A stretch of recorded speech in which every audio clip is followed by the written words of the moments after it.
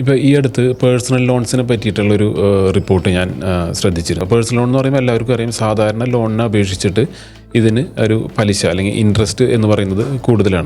കൂടുതലും personal loan എടുക്കുന്ന ഒരു എമർജൻസി സിറ്റുവേഷൻ കാര്യങ്ങൾ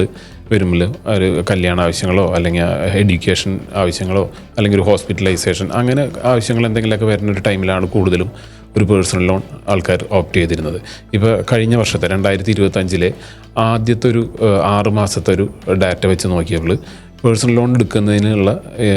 എടുത്തത് ആൾക്കാർ എന്തിനിതെടുത്തു എന്നുള്ളൊരു ഇതിൽ നോക്കിയപ്പോൾ തന്നെ അതിൽ തന്നെ എസ്പെഷ്യലി പുതിയതായിട്ട് ജോലി കിട്ടിയിട്ട് വന്ന ആൾക്കാർ അല്ലെങ്കിൽ ചെറുപ്പക്കാർ, ചെറിയ ഇൻകം ഉള്ളവരോ ഒരു ജോലിയിലേക്ക് കയറിയിട്ടുള്ളവരോ അവരുടെ ഒരു ഡാറ്റ വെച്ചൊരു സ്റ്റഡി നടത്തി നോക്കിയപ്പോൾ കണ്ടിരിക്കുന്നതെന്ന് വെച്ചാൽ കൂടുതലും പേഴ്സണൽ ലോൺ എടുത്തിരിക്കുന്നത്, നല്ലൊരു ശതമാനവും പേഴ്സണൽ ലോൺ എടുത്തിരിക്കുന്നത്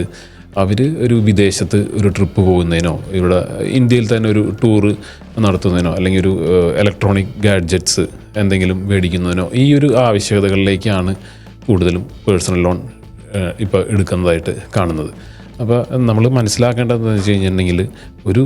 പേഴ്സണൽ ലോൺ എടുക്കുമ്പോൾ അതിന് സാധാരണ നിങ്ങൾ ഒരു ലോൺ എടുക്കുന്നതിനേക്കാൾ കുറച്ച് കൂടുതലാണ്, അല്ലെങ്കിൽ പല ലോൺ പ്രോഡക്ട്സ് ഉണ്ടെന്നുണ്ടെങ്കിലും പേഴ്സണൽ ലോൺ ഇൻട്രസ്റ്റ് റേറ്റ് കൂടുതലാണ്. അപ്പോൾ ആ രീതിയിൽ നിങ്ങൾ തുടക്കത്തിലെ തന്നെ ആ ഒരു ഡിസിപ്ലിൻ കൊണ്ടുവരുന്ന അങ്ങനത്തെ ഒരു ലോൺ എടുക്കുക എന്നുള്ളൊരു കൾച്ചർ, ഒരു ഹാബിറ്റ് കൊണ്ടുവരുന്നത് ആവശ്യമാണോ അത്യാവശ്യമാണോ എന്നുള്ളതൊന്ന് അനലൈസ് ചെയ്തിട്ട് നിങ്ങൾ ഒരു ജോലിയിൽ പ്രവേശിച്ച് കഴിഞ്ഞാൽ ഉടനെ തന്നെ ഒരു പേഴ്സണൽ ലോൺ എടുക്കുന്നത് കൺസിഡർ ചെയ്യാതെ കുറച്ചൊരു എമൗണ്ട് വെച്ചിട്ട് നിങ്ങൾ ബാങ്ക് അക്കൗണ്ടിൽ അല്ലെങ്കിൽ വേറൊരു ബാങ്ക് അക്കൗണ്ട് ഓപ്പൺ ചെയ്തിട്ട് അതിലേക്ക് മാറ്റി വയ്ക്കുക, അല്ലെങ്കിൽ ചെറിയ ഇൻവെസ്റ്റ്മെൻറ്റ്സുകൾ എന്തെങ്കിലും നടത്തിയിട്ട് ഒരു ചെറിയൊരു തുക സ്വരൂപിച്ചതിന് ശേഷം ആ എമൗണ്ട് ഉപയോഗിച്ചിട്ട് നിങ്ങൾ കാര്യങ്ങൾ പ്ലാൻ ചെയ്യുകയാണെങ്കിൽ നിങ്ങളുടെ തുടക്കകാലത്ത് വരുന്ന ഒരു വരുമാനത്തിൻ്റെ ഒരു നല്ലൊരു ശതമാനം പലിശയായിട്ട് നിങ്ങൾ കൊടുക്കുന്നത് ഒഴിവാക്കിയെടുക്കാൻ സാധിക്കും. അപ്പോൾ ആ ഒരു ഡിസിപ്ലിൻ കൊണ്ടുവരാൻ ശ്രമിക്കുക.